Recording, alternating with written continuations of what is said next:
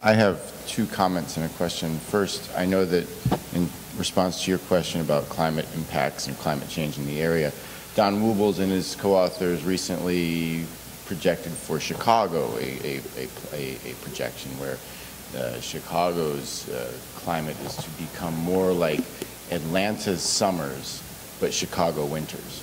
So the change in temperatures to be very rapid during spring and fall up there. So that will also have major impacts around. And then I have students, James Scholar students, that do a survey every year on student understanding of climate issues and university sustainability efforts. And most students are aware of the acceptance of climate science, climate change science, somewhere around 60 to 70 depending. And it's been improving over the past 4 to 5 years.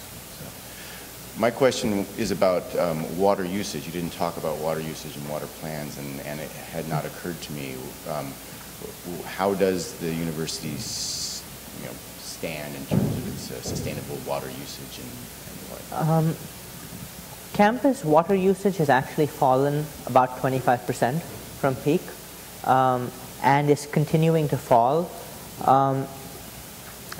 I've honestly not focused too much on water because I take a carbon-centric perspective right now, and if you look at our water emissions, they fall below 1% of our total emissions footprint.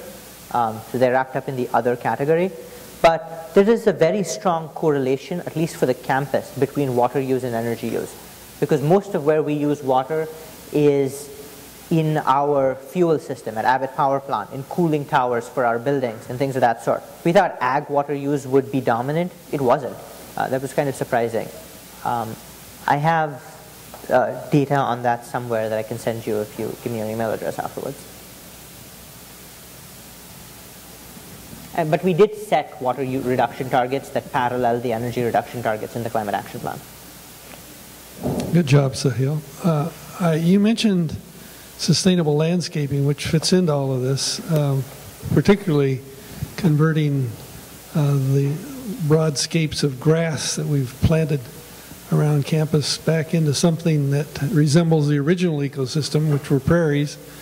And of course, you've had some recent setbacks out by the President's house. But what is the status of the prairie that was forecast to be put in by the Krannert Art Museum? On indefinite hold. That site is particularly noteworthy because it was the first, and I think still the only site for prairie landscaping that is written into the campus master plan. Unfortunately, the fact that it is written into the campus master plan and kind of viewed as official means it has to run through processes. You have to hire a consultant, you have to do this, that, and the other. And that site, which is under 2 acres, is looking at $1 million price tag for restoration. And in comparison, the work that we did to restore Florida, the site at Florida and Orchard, which is also a work in progress, is going to be done for under $100,000, and that was probably about 20 or 30% bigger than the site that is sometimes called the military access prairie. Landscape is one thing on which the campus has not been as ready to move.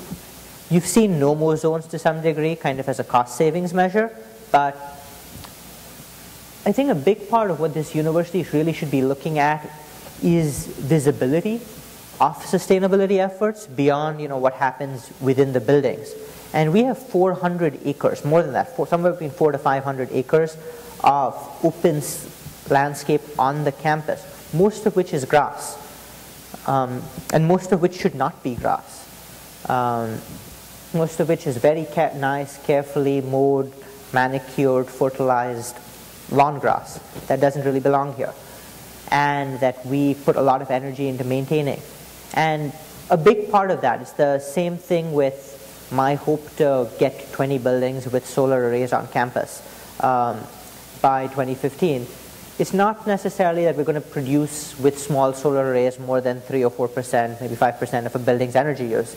But the fact that people can see them as they walk around between their classes. The fact that you get kind of a default perception that solar on buildings is normal, it's what you expect to see, that native landscaping is what you expect to see, as opposed to something strange and worrying. Then you have students when they go out into their communities that advocate for solar, that advocate against restrictions on building wind turbines, that advocate against restrictions for being able to dry clothes on a line outside your house, that look for their communities to be more sustainable, to not sprawl, to do all of those kinds of things. So that, I think, is really important in our role as educating our students, is just in what they see.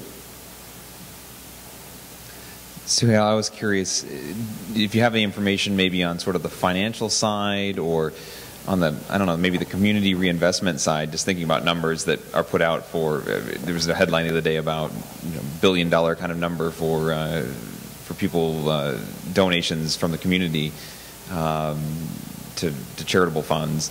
Is there any, have you talked with anybody in the financial side of campus? Do they want to talk to us about, what if people in the community wanted to reinvest in renewable options or in retrofits or any of these sorts of things? Has that been part of the conversation?